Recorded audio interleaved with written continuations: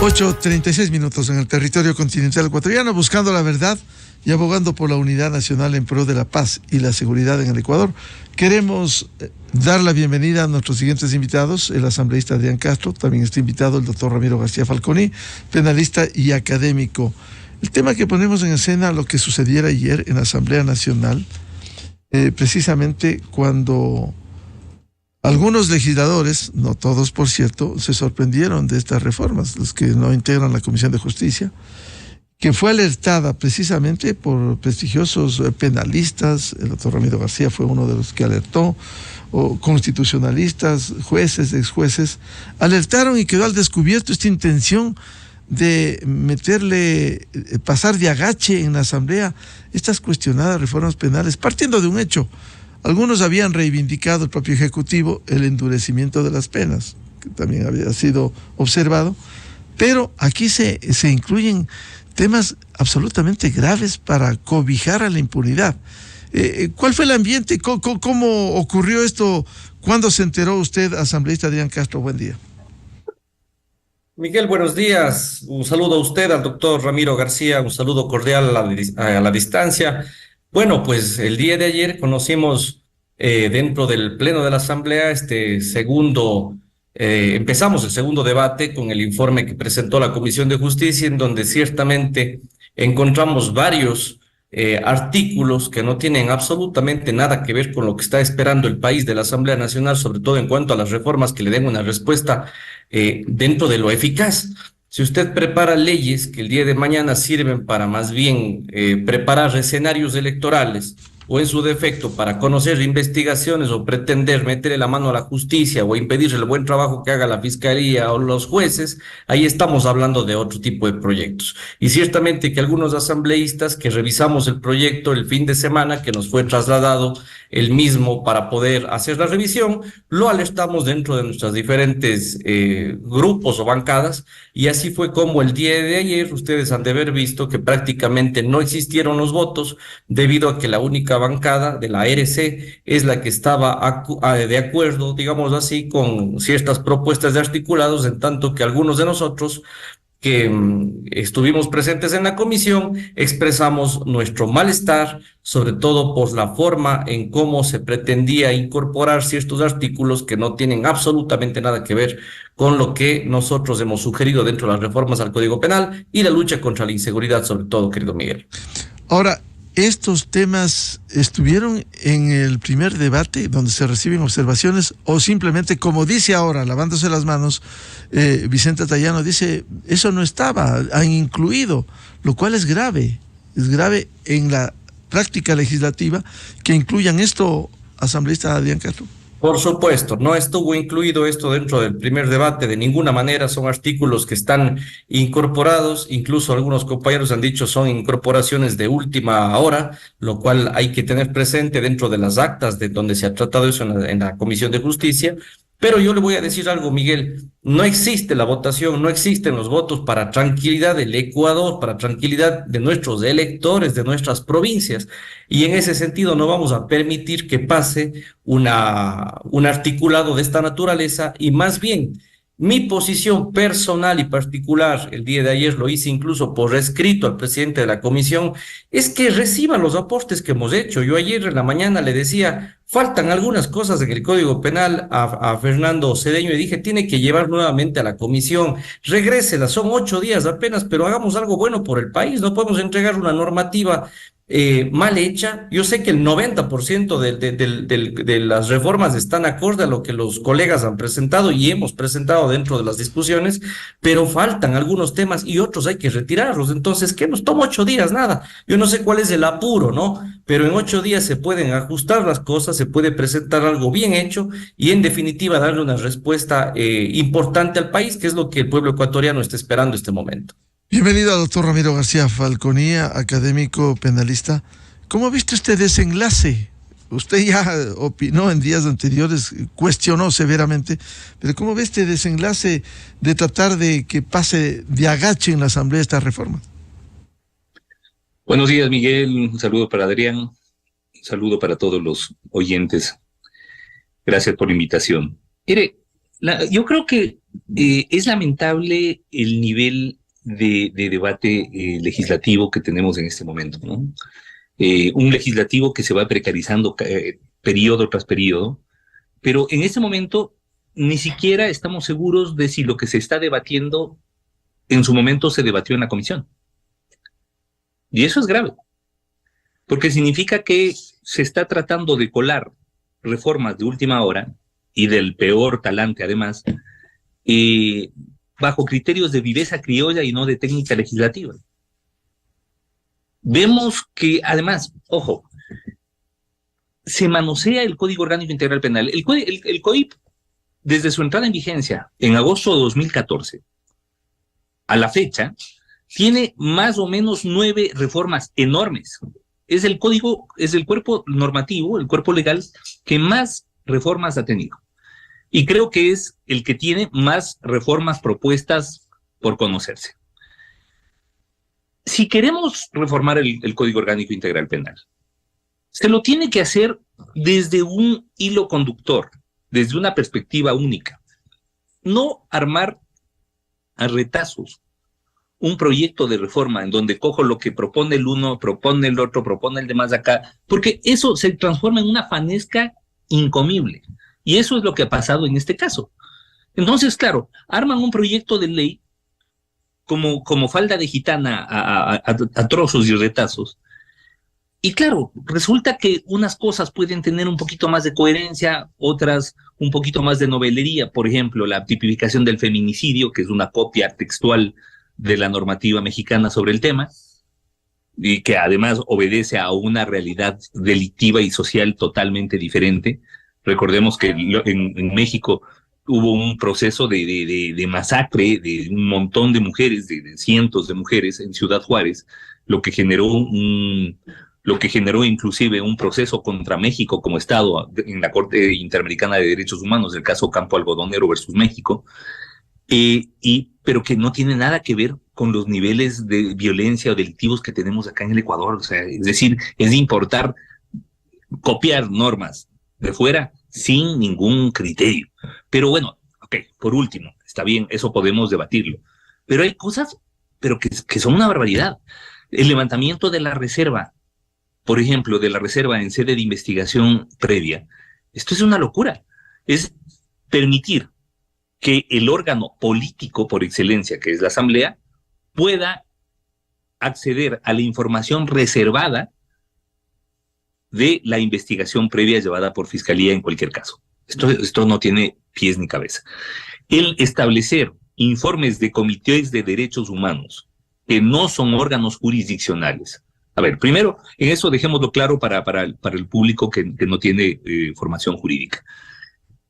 Internacionalmente tenemos cortes de derechos humanos. En nuestro caso regional, la Corte Interamericana de Derechos Humanos, de la cual obviamente somos parte y suscriptores como suscriptores de la Convención Americana de Derechos Humanos.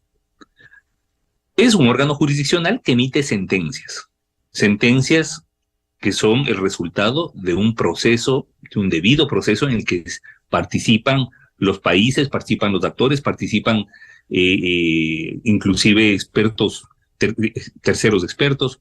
Y luego tenemos las comités de derechos humanos, que son órganos administrativos de supervisión de derechos. Punto. Entonces, no podemos poner un informe de un comité de derechos humanos en la misma calidad que una sentencia de la Corte Interamericana de Derechos Humanos. En Colombia, las sentencias de la Corte Interamericana de Derechos Humanos son causal de revisión. Sí, no los informes de comités de derechos humanos. Acá en el Ecuador quisieron ampliar esto, pero además no lo hicieron por una perspectiva amplia de protección de derechos, no. Lo hicieron para favorecer a una persona en específico. Y es más, se mandaron luego una disposición general, que esa sí es una barbaridad, es peor todavía que las anteriores, una disposición general en donde no solamente se insiste en la calidad de causal de revisión penal obligatoria de estos informes de comités de derechos humanos, sino que se establece que inmediatamente, no solamente que se revocarán las sentencias, que se establecerá la responsabilidad administrativa y penal de los jueces y fiscales que hubieran intervenido en esos procesos, y es más, se establece inclusive algo que ni siquiera la Constitución lo prevé, la destitución de jueces de Corte Constitucional, en una disposición general, es decir, reforman hasta la Constitución. A mí me parece, perdón que lo diga, pero me parece una locura que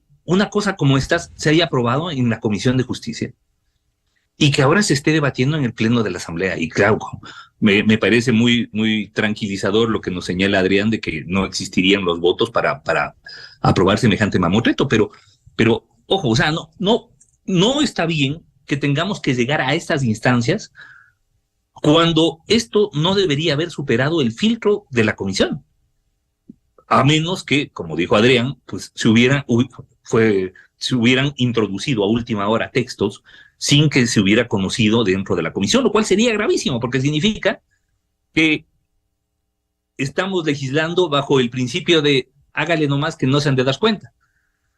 Es decir, estamos en un momento tan complejo que se nos están tratando de colar por la tranquera reformas que ni siquiera han sido adecuadamente debatidas previamente en la comisión. Y que, claro, metidas en un proyecto, parten del métele nomás que no se han de dar cuenta. O sea, es decir, hay un desprecio de parte del legislativo hacia el propio legislativo, me parece a mí, porque eso es asumir que los legisladores son ignorantes y que son vagos, además, porque no han de leer, ¿no? Entonces, metamos nomás que ya eso ha de pasar. Pero es que, ¿qué legislativo tenemos? En un momento en que la Asamblea, por primera vez, logró tener una aceptación mayor que las asambleas anteriores, no pueden dinamitar políticamente ese capital por pasar un capricho de un grupo específico que quiere favorecer a una persona específica en un caso específico. Es decir, solamente les faltó poner en la disposición general el nombre del caso Sobornos y el nombre de Diana Salazar como la fiscal a la que van luego a perseguir penalmente. Pero además, insisto, ni siquiera la Constitución contempla la posibilidad de destitución de los jueces de Corte Constitucional. Y acá, a través de una disposición general de un proyecto de reforma al Código Orgánico Integral Penal, se está estableciendo la posibilidad de que se destituya a jueces de Corte Constitucional por parte de los jueces suplentes o de los jueces que no hubieran intervenido en la causa, porque además, como todos sabemos, en la Corte Constitucional, bajo el modelo actual, todos los jueces intervienen en todos los casos. Ya no es como en su momento que el Tribunal Constitucional tenía 3 salas y que, claro, había una sala que conocía unos casos, otras salas que conocían otros casos. Aquí todos los casos son conocidos por los 9. Lo que quiere decir que a través de una disposición general se abría la puerta para que se destituya a toda la Corte Constitucional.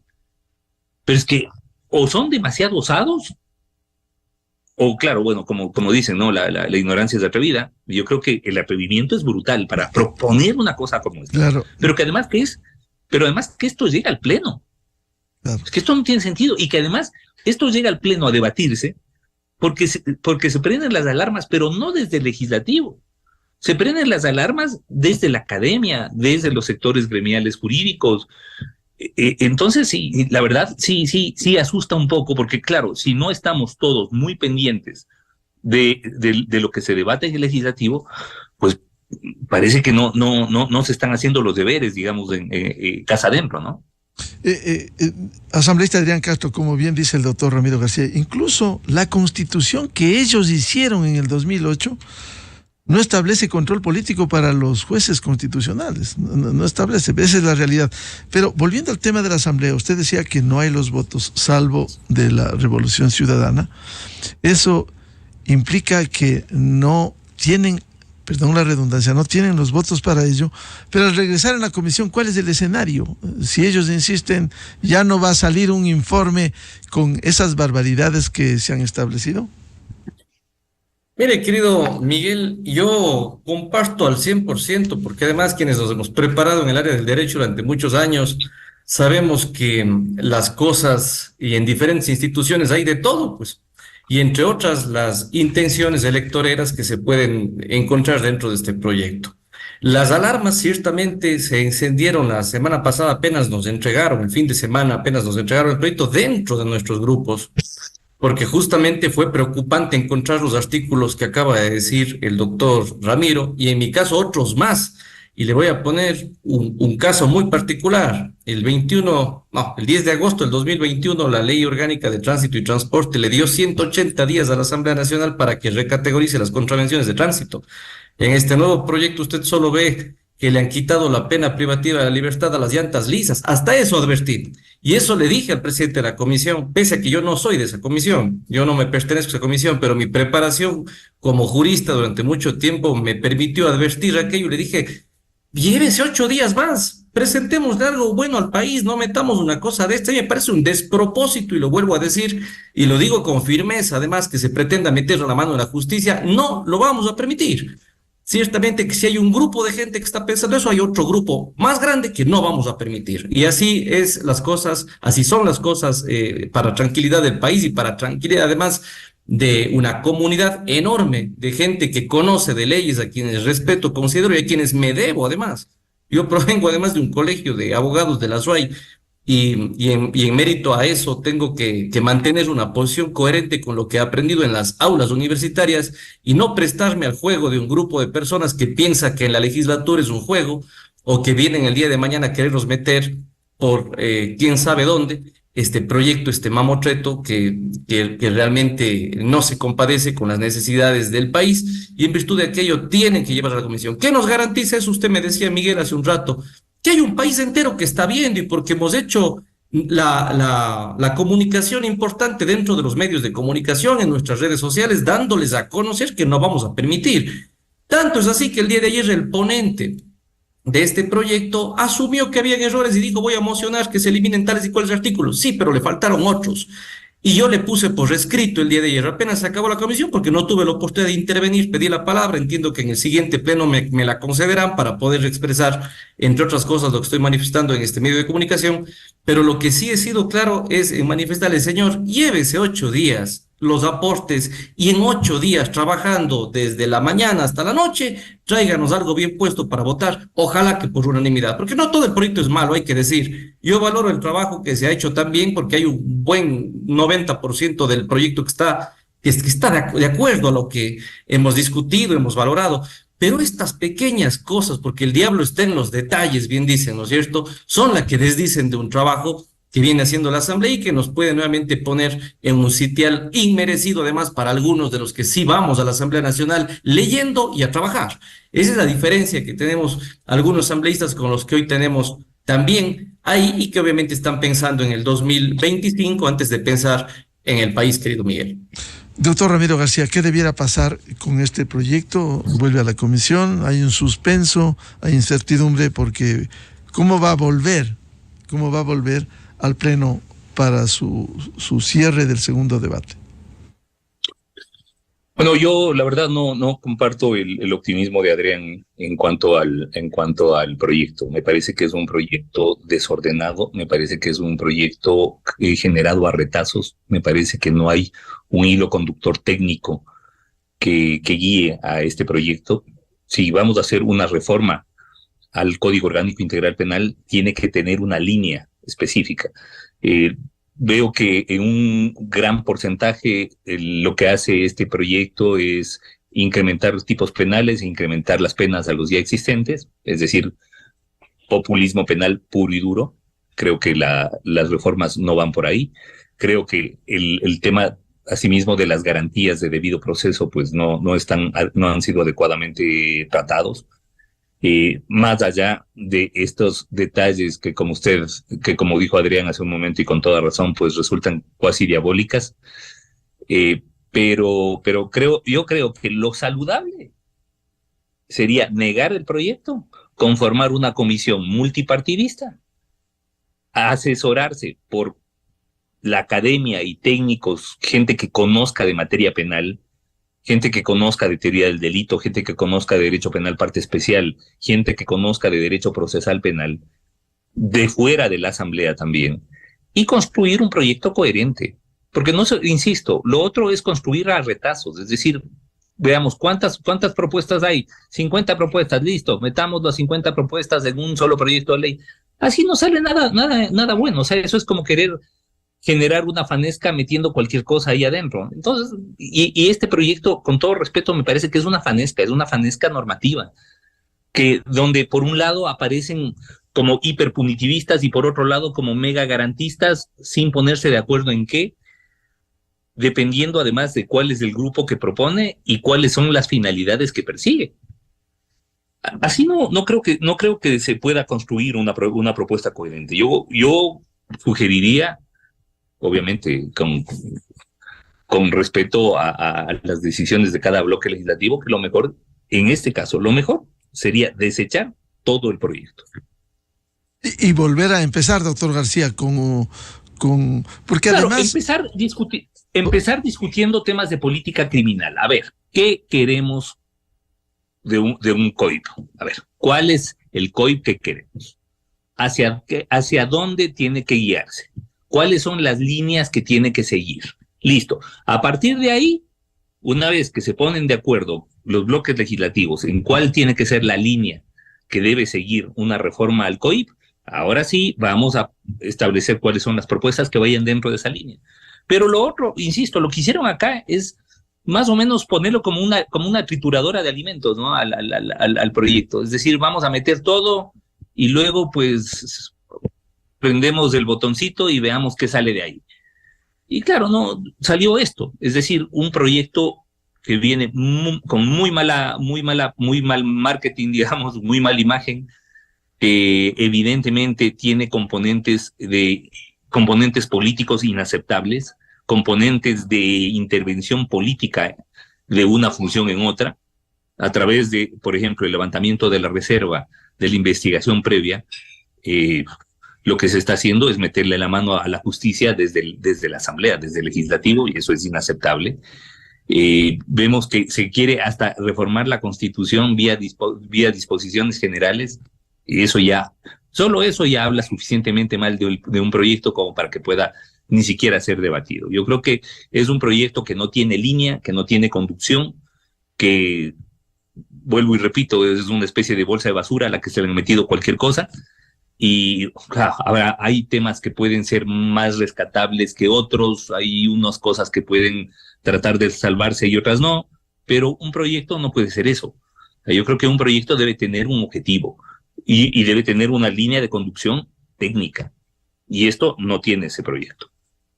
Bien, muchas gracias por aportar a este análisis sobre la reforma penal en la Asamblea Nacional, y hay que estar a la expectativa de lo que sucede en la comisión y vuelva al Pleno con el informe.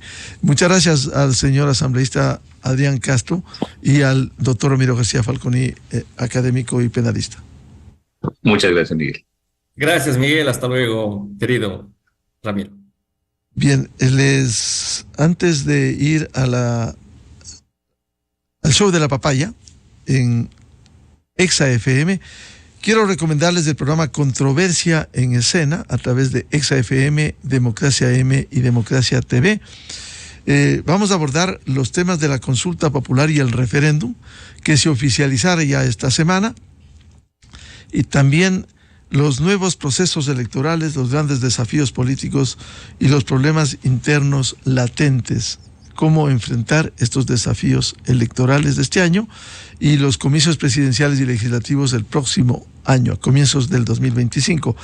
Y están invitadas la doctora Gabriela Panchana, analista en comunicación política, el licenciado Lolo Echeverría, analista político, y la doctora Sofía Cordero, consultora política e integrante de la Red de Politólogas y el Observatorio de Reformas Políticas en América Latina.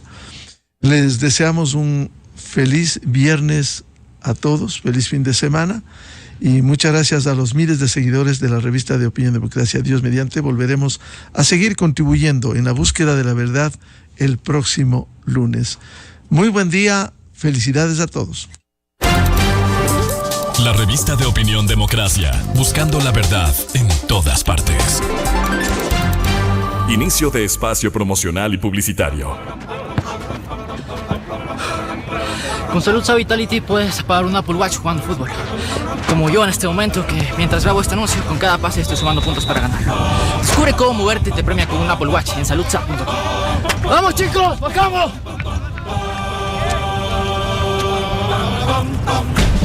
Yo quiero manejar, ay, ay, ay, mi cabeza. Yo quiero caminar.